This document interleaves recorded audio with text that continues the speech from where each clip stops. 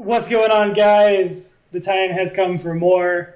A Tale of Three Dragons, our Pathfinder Gestalt patron game, where we've switched over from checkpoints to experience now. So the party has just mechanically-ish dinged level 4, though this runs in one big 3-hour block on Twitch. So there's a little plus sign at the top of both of your portraits.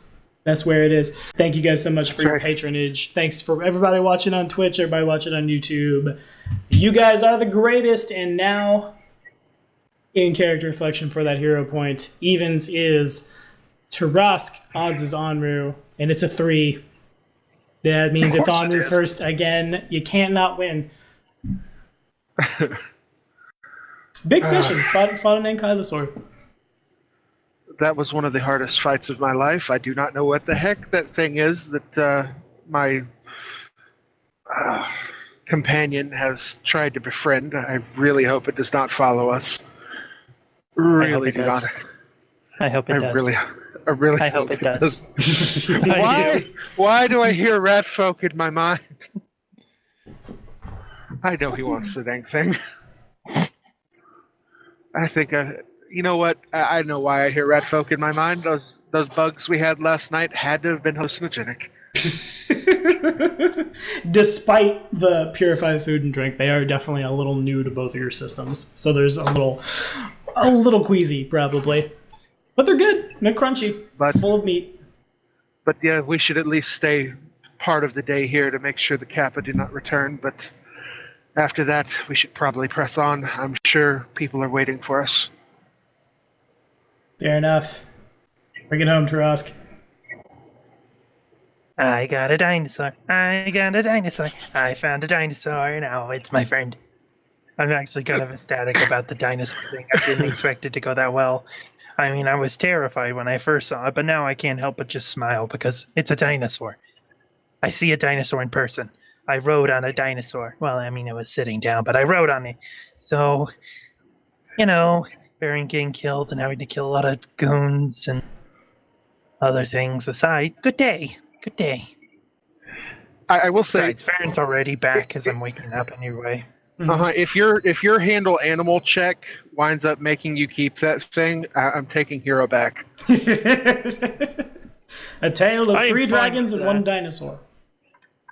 I only have a +2 though. Oh, rough. No. Yeah, there has been no handle animal. Hero points. There has been no handle animal. There has simply been it has 2 intelligence and it stopped feeling bad, so it stopped attacking. Positive energy is the best handle animal check. That's what we learned here. Anyway, so the night passes uneventfully. The Kappa do not return. The Gripply are pretty content, though, a basic watch is kept throughout the night. They're pretty content to relax on their laurels now. Several of them seem to have a vague understanding of, the basics of caring for non-magical creatures. And so they don't have, any kind of gear, any kind of ropes, anything like that. But one of them does climb, square on top of the Ankylosaur's snout, it being a tiny creature. And, basically, poke it on this side of the face. It turns left. Poke it on this side of the face, it turns right. The basics of taking care of the thing, which is, again, more than happy to just go up to bushes that are the size of Tarask and just... no more bush there. With the coming of the morning does come the return of the dream, not Eidolon, the dream familiar, and Farron returns, and when this happens, the Gripply all again drop in, bowing in reverence because they don't understand what outsiders are and they see it and they assume the cat god is back again. Baron, of course, can understand them as they just hail the cat god and its servants that have saved us from Kappa. Pretty much all in unison. Tarask kind of chuckles as he hears the servants of the cat god part and just says to Onru, apparently, Farron is the good-looking leader of this group. Sorry, hero. And I imagine he just kind of flushes his mane as I say that. Says the horse. Full of upsettedness. Over-exaggeration. Drama queening. Yeah, that's hero. Classic hero. Tarask will get up with Farron. Okay. At this point. And ask the Griplini, if anything, through Farron, if there was any issues throughout the night?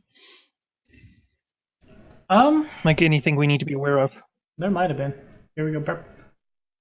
70 something. That's all we need. Okay, so in the night, the Kappa didn't return, but the Ankylosaur got a little upset, which might imply that they might have got close enough for it to pick up with its scent. Upon further inspection, the bottom half of the Ankylosaur, which is more than enough territory for certainly the Gripply and definitely Turusk to move under, there's several scars that you assume must have come from the domestication of this thing.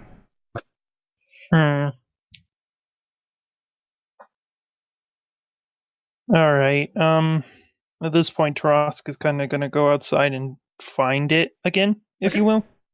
Fair enough. You're able to do so. Mm-hmm.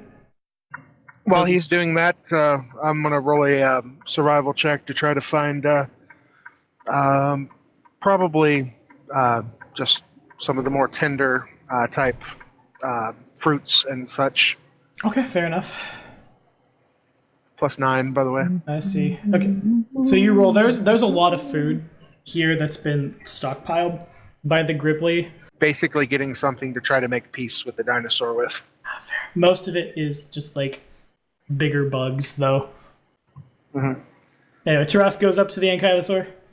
The Ankylosaur recognizes you as a source of good because healing, and it moves it puts its head pretty much right on top of you. Its head is bigger than your entire body. Oh, yep. I'll just rub it a bit, and kind of I guess kind of glance down at the scars now that I can see and say these things, or say through I guess Farron. I don't know if it's intelligent enough, but Farron would be able to get closer to its language or whatever it could understand than I could. Mm-hmm. I understand they hurt you. You are safe now. Okay, Farron says it can't understand. It's not smart enough to have a language, but several Gripply have stuck to this thing, both in terms of they're fascinated with it and they're actively on the thing with the sticky hands, and they understand. Kappa hurt things. Kappa have taken our warriors. Kind of these guys all together collectively might have an intelligence of 10, more like an intelligence of 15, all 10 of them. Very, very, very tribal society. We retreat to sacred grounds. We stay here, but Kappa come, they bring war beasts. They point at the Ankylosaur. The Ankylosaur doesn't really understand. They might see the finger and look over and realize that it's not a bush. So it does not eat it. I'd be coming up with my offerings about that point. Okay. I think. Alrighty. Basically just trying to offer the food to the thing so it would not see me as a source of pain. Makes sense. Okay, so I'm gonna throw some percentage dice at the board. I didn't roll that. I did not. I accidentally grabbed it. Pretend that didn't happen. I got a 13 too, though. So it sniffs. It doesn't get offended. It doesn't immediately attack, but it doesn't really regard them either.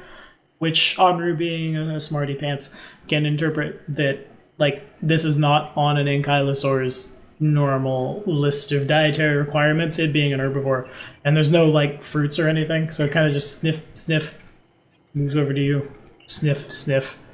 Okay. It's pretty docile right now. There might be a little as it smells a thing that stabbed at it a bunch, but it doesn't get hostile. When it's sniffing me, I'd reach up and try to rub its muzzle. Okay. It allows you to do so. It kind of tenses up a little as you touch it, but it doesn't react adversely. Looking down to Turusk, the Kappa are going to keep coming. What should we do? They mentioned something about their gods.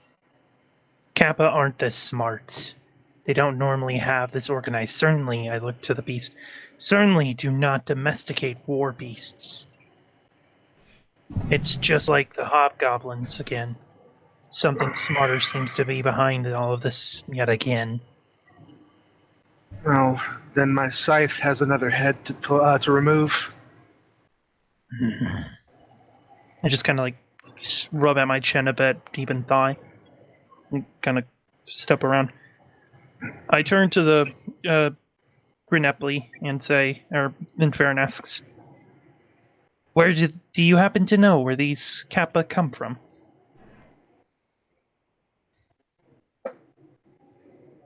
Before I answer that, I will thank Chris on Twitch for telling me to make a hotkey for 1d20 because it's so much faster. Fair enough. They look at Farron, all the Gripply. They come from jungle to sacred places. They kill our warriors. And they just kind of loop over and over again. Say, if we were to go attack them, where would we go? If we were... To Taras. Oh, yeah, I realize that now. If we were to attack them, where should we aim? Where do they seem to be strongest? They continue to loop more of the same. You guys can both figure out that... They don't know. The kind of the order of the jungle oftentimes is, like, size matters. The ankylosaur has no natural predators, it being big and covered with algaes. A lot of things aren't going to try to eat it, but a Gripply is considerably smaller, and yes, although they are toxic, a lot of things can probably... They're not, like, toxic like a poison dart frog in terms of power. Something might get, like, boo-boo tummy after eating it, but that's about it. So you imagine the Gripply probably, for the most part, stick to their village, because to go farther afield might risk pain. I'd look over to Hero. Hero, what do you say? Should we go try to get rid of the people that shot at you? Hero shakes his head once. To, like, you assume he means yes. And you would assume he means yes because it's technically part of your responsibility as a member of the Kumijinja Monastery is to defend the innocent, defend the weak from bad things. And though you guys definitely have your own mission, if the Kappa come again, there's literally 10 Gripply, but there are a lot more houses and hovels and things, which leads you to believe there were once many more. Yeah, I believe Hero has a point there. This is our duty as monks. Indeed. I do not disagree with that. I say kind of just like, once again, keeping up that chin rubbing. It's more so what is the most effective manner in which we can go about this? Well, while you think of that, I'm going to go over here and start my morning kata. Maybe that will help me come to terms with what we must do. I nod my head. I'd move off to right in front of the watering hole, take my my scythe, and start into my morning kata. Okay. The flame and the flaming blades that appear. Very flashy. The Gripply see it and they watch pretty like perplexed and amazed. They understand how fire works. They don't understand how magic fire scythe works. And it starts spinning and they just kind of like jaw drop, tongue lolling almost to the ground. Because, big giant tongues, and they're just completely mesmerized.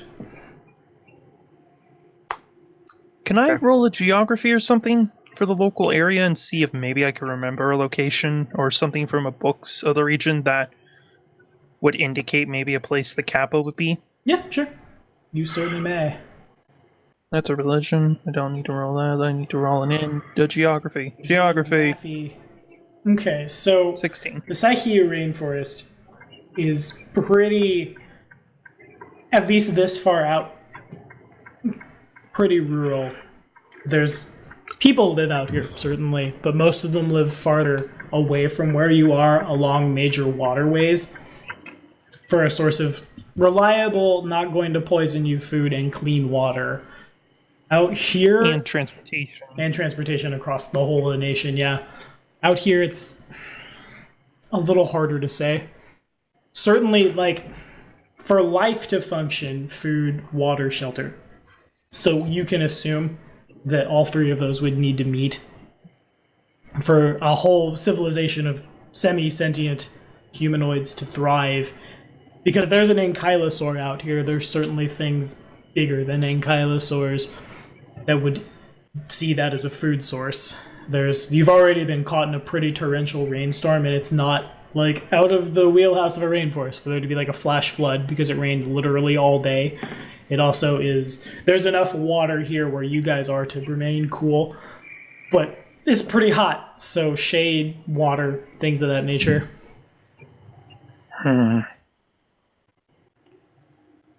Oh, by the way, admitting a wrong that I did, I only have two stances. I only had two stances at level 3, so I should not have actually gotten the poison one, even though it didn't actually affect. Yeah, fair enough. Well, we're all learning. It's fine. Path of War is fun. So, Path of War is real strong, but it's also fun. Anywho, yes. it's hard to say, Tarask. They could be anywhere.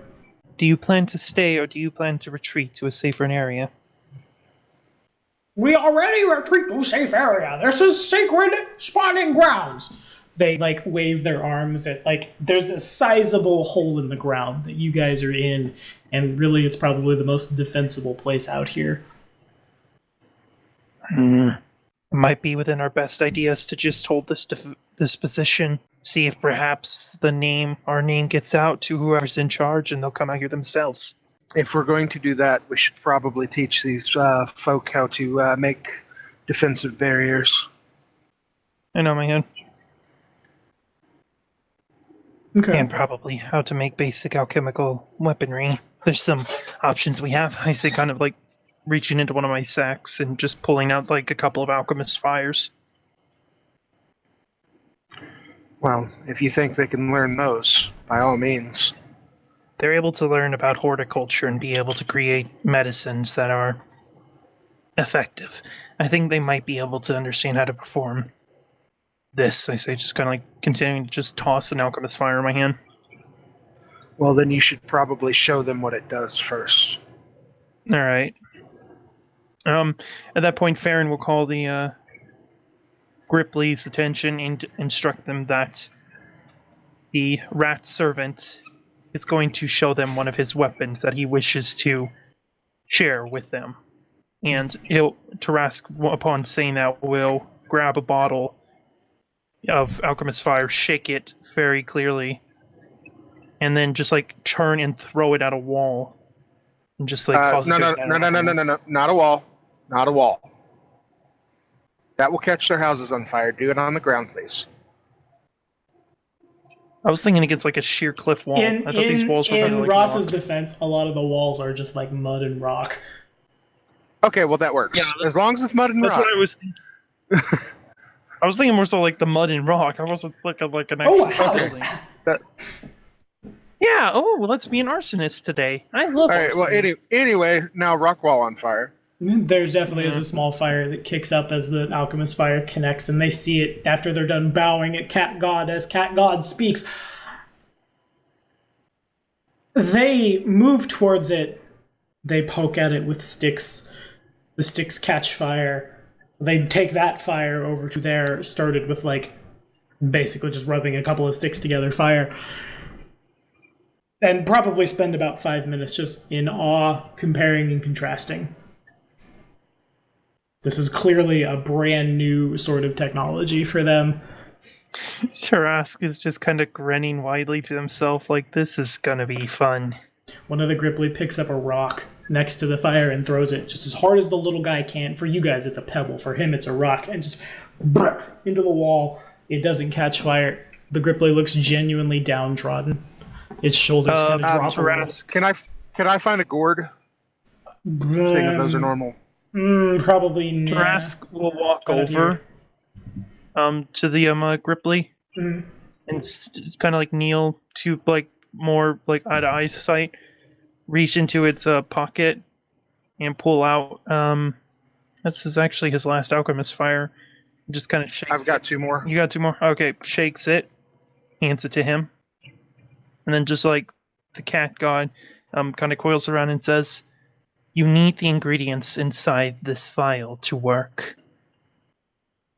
The Gripley opens the vial. The Gripley pulls the top off the vial and empties the contents on the ground in front of him. And of course they ignite when air hits it. So there's kind of just like a stream of fire from the glass. It jumps Probably gets about like 3 feet off the ground, which is a lot for the little guy, as his muscles they go off reflexively. Just he doesn't seem to understand it. Looks at Cat God. Why have you told us these lies, Cat God? What lies? I need inside of thing.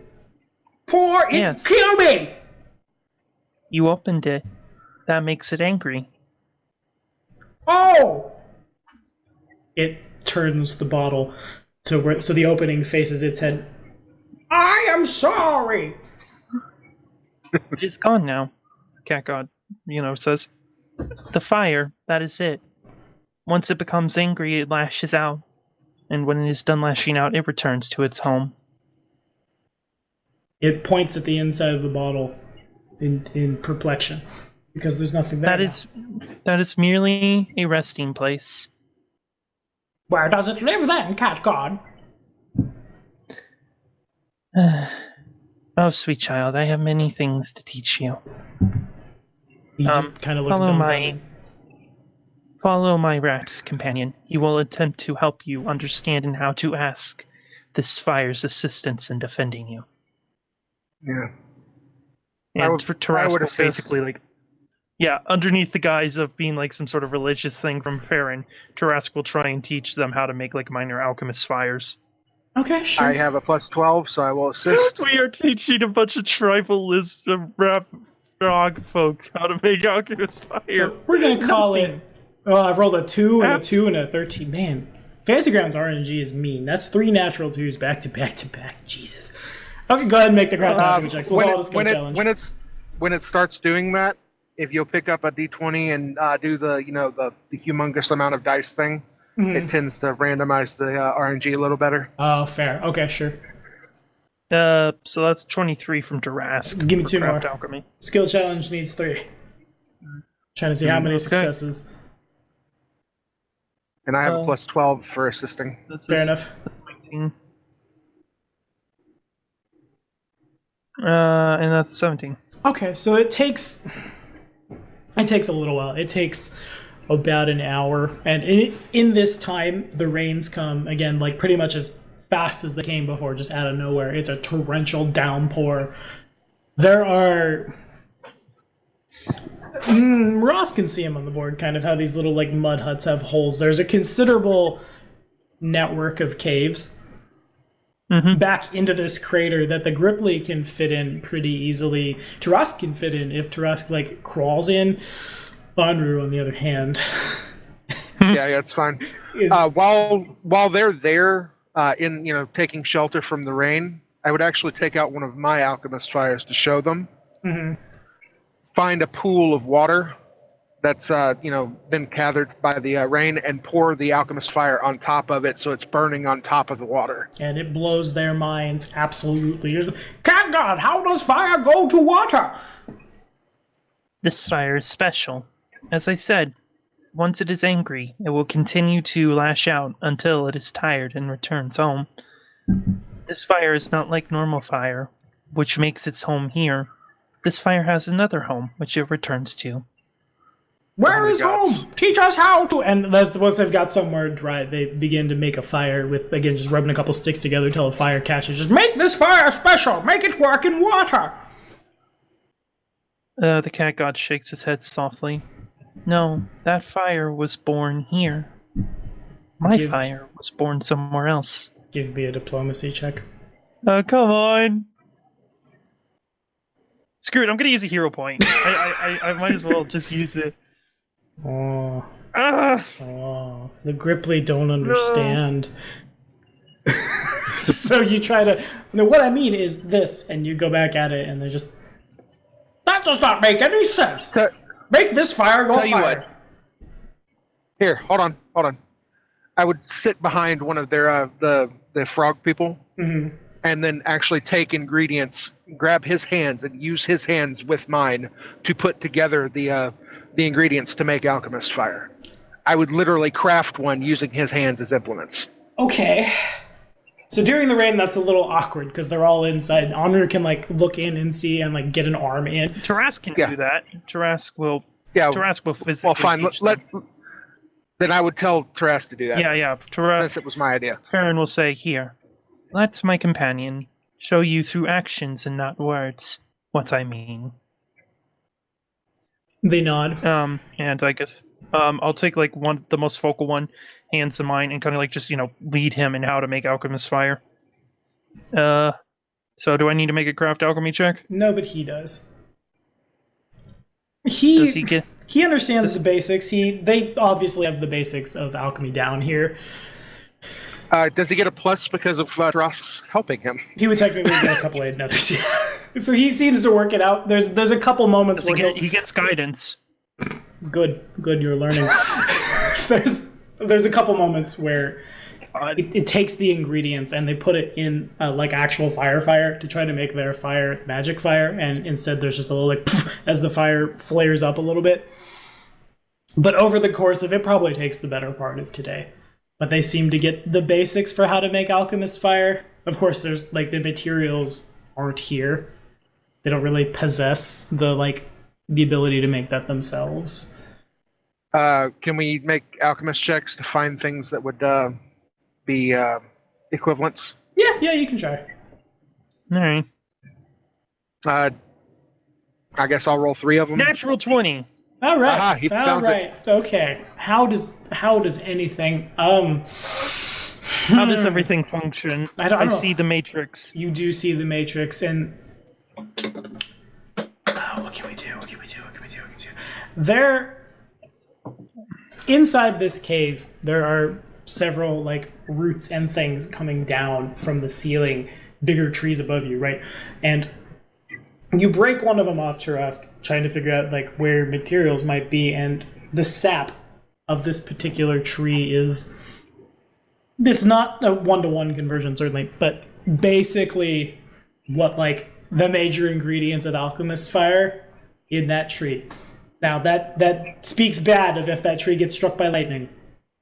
But it's basically these guys live next to the alchemist fire tree. That particular, as you make your way around the cave after making this huge discovery, you don't find any other trees like it, but that particular tree, its sap is incredibly, it almost it doesn't ignite when exposed to air quite like alchemist fire does. You need a little bit of friction, but the friction gets it to go. Can I perhaps try and make a graft of this tree, so that way I could take it back to the monastery and grow it? You would need to leave the cave, leave the safety, the relative safety, of the crater, and mostly the safety of the Ankylosaur. But yeah, you think you could make a survival check and figure out how to get there? Yeah. Oh, survival. Because you don't have a climb speed, and there's no. It'd take the better part of the day because you don't have a climb speed, and it's a sheer wall that the Gripply can move up and down easy peasy. Okay. No, that won't work, sadly. The Gripply are nevertheless awestruck by what they've seen, and with the a big physical thing to mess around with, they have to be very careful with their basic sawing implements to not make that enough friction to but they're able to break some off, and they get the basics of how alchemist fire works and can probably make more. Excellent. Because these are not normally warriors. We're trying to give them a weapon that they can use. Yeah, these guys are all either a Gripply. Tarask would know that the Gripply don't live that long. They live about as long as a rat folk does, 40 years at best, and most of these seem to be pretty advanced ages. The blues are fading closer to white, the greens are fading closer to blue, the reds look a little more pink, with the exception of a couple of them who, these guys are pretty small as it is. Maybe the tallest one's a foot tall. There are a couple here that are about half that size, which you would assume would be, they don't emerge as tadpoles. They come out as full, humanoid Gripplies, but they're still, little tiny baby Gripplies. Yeah.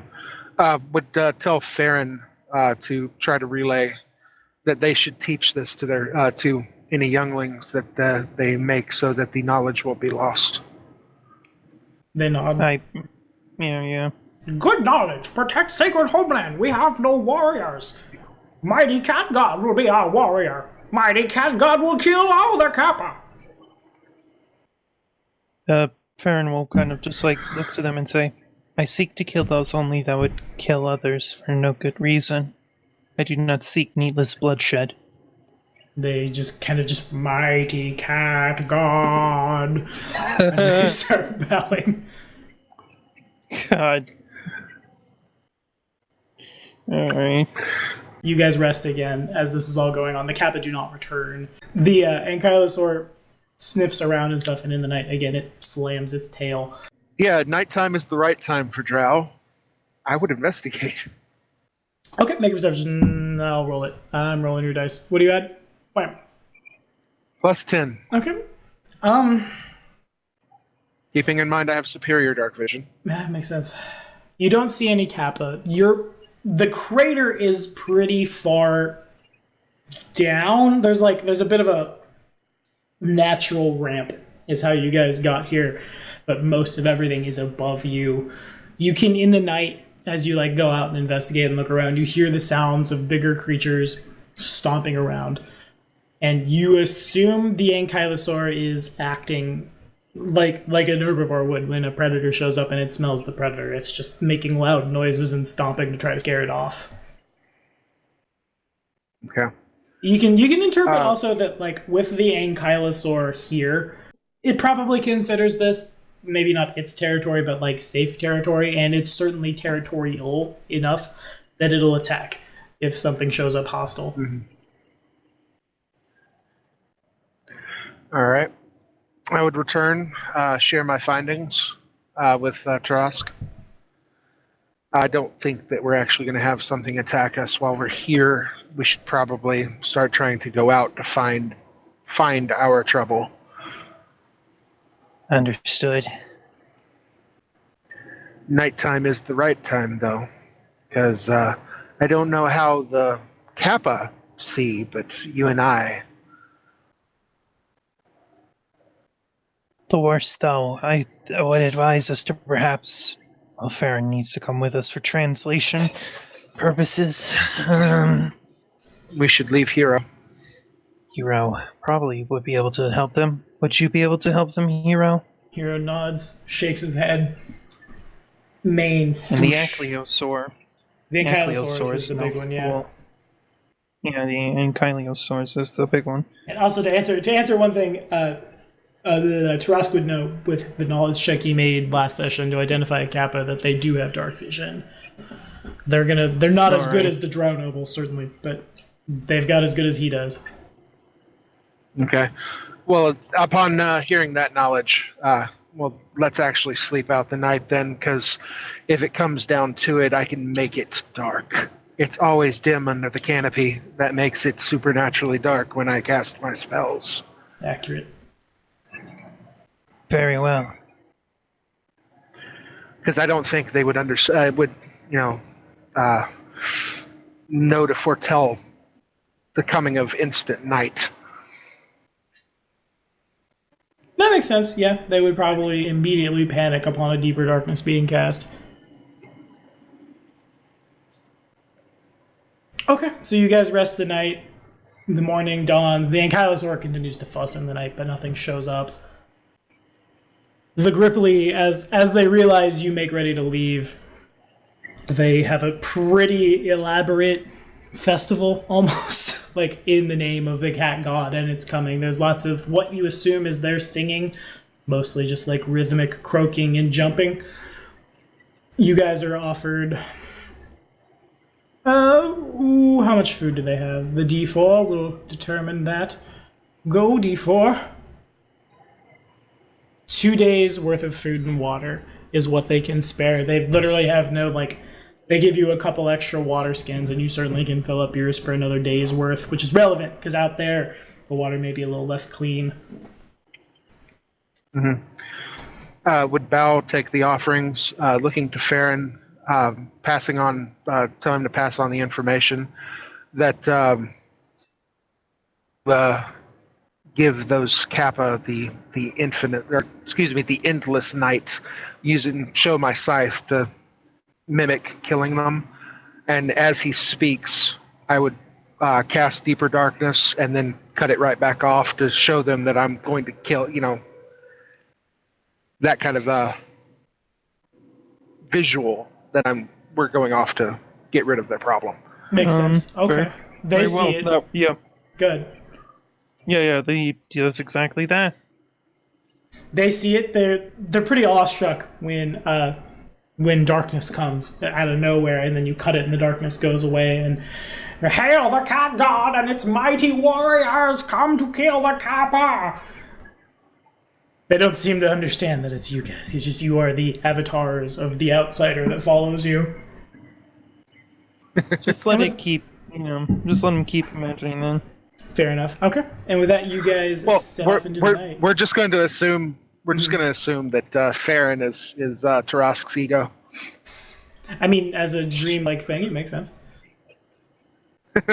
To the world map you go. So each square, again, is 2 hours of travel. It's presently like 8 a.m.